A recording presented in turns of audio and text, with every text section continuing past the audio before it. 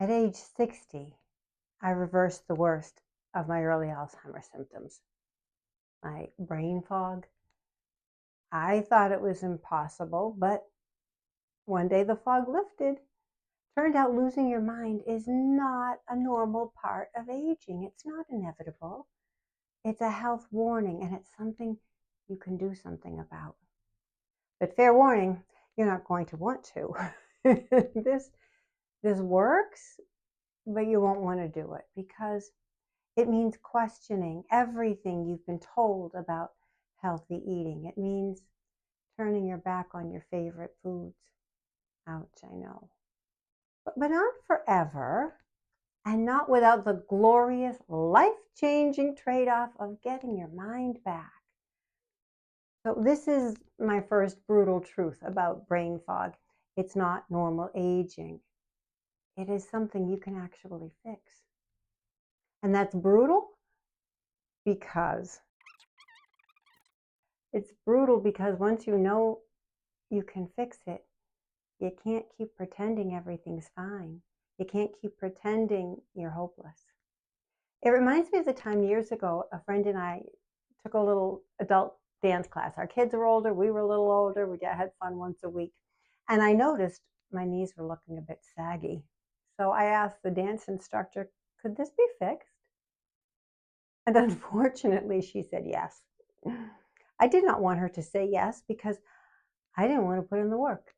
I wanted permission to stay saggy. And it's the same thing here. You can do something about your slipping mind, about your failing health, but you won't want to. But you should. Look, we all joke about senior moments, right? Lost keys, forgotten names, blank stares, when you trail off mid-sentence wondering what the heck you were saying. But brain fog isn't a punchline, and it's not inevitable. It's your body saying, hello, hello, something's wrong here. For years, I told myself I was just tired, stressed, menopausal, because I was tired, stressed, and menopausal, and my doctor wasn't worried until I was no longer laughing, until my symptoms escalated to where I was panicking. Turns out it wasn't my age, it was my food. Now, I confess, I was living on bagels and brownies, pasta and pretzels, and if the scale ever crept up a little, I'd switch over to healthy food like salad drowning in ranch dressing, low-fat yogurt, virtuous veggie straws instead of potato chips. My blood sugar rose and crashed all day, but I didn't even notice because energy highs and crashings and cravings, that was just normal life. And if you ask me about my blood sugar, I'm not diabetic. I'm perfectly fine. Wrong, so wrong. See, your brain can run on carbs. Those were all carbs I was eating. But it prefers to run on something cleaner called ketones. And where do you get ketones? Your body makes them. But not until you stop eating carbs all day long. When you eat carbs, you create inflammation all over, including in your brain. The issue isn't aging, it's metabolic stress masquerading as memory loss. And once I cut the ultra-processed foods and fed my brain actual food, eggs, meat, cheese, something remarkable happened. See, my goal had been to slow the rate of my decline. But instead, I realized I had actually reversed the worst of my early Alzheimer's symptoms. No more leaving the stove burners on. No more wandering wrong buildings looking for my appointment. No more feeling lost in my own life.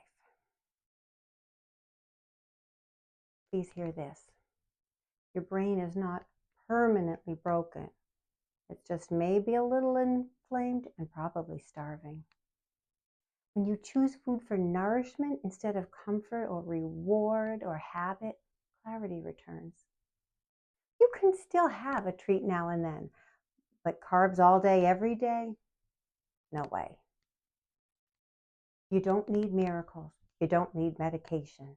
You just need real food on your plate. It really is that simple. I know how scary it feels when you can't trust your own mind.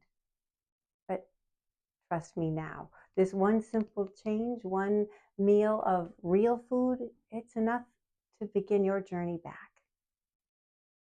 So if you're thinking, I wonder if this could help me too, it can. Start with my free guide. I've got something linked in the description below. And when you're ready for better health, I'll be here to help get you started. Hey, I'm Eileen, and I thank you for spending time with me today. Thank you for liking my video. It takes a little and it means so much. And are you subscribed? I'm getting close to my goal of 500 subscribers.